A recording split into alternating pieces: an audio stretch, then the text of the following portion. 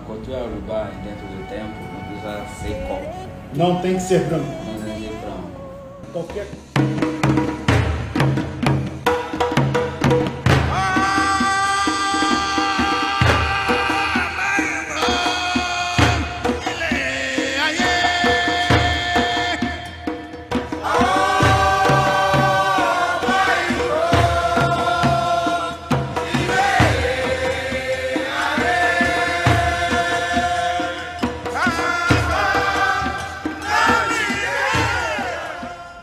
Dentro dessa pergunta de sacrifício animal, a cor tem que ser tudo branco? Ou pode ser preto, marrom, azul, verde?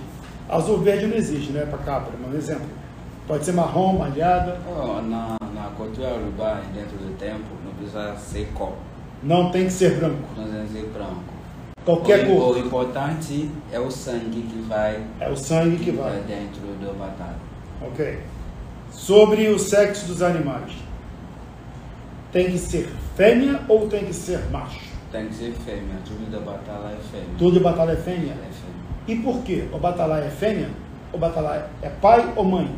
Não é porque o batalha é fêmea. Ele recebe esse alimento por causa do emo. Oh!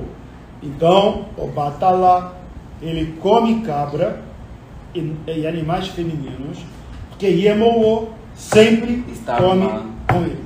Na verdade. Ou ela está dentro do pote junto, ou está no pote separado. É isso que algumas pessoas não entendem hoje em dia. São duas pedras juntas. Porque algumas pessoas cultuam a batalha hoje, nem sabem quem é Iemoô. Só cultuam a batalha, não sabem por que o batalha come animais fêmeas.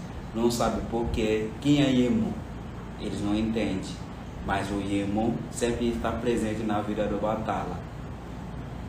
Não tem como negar isso.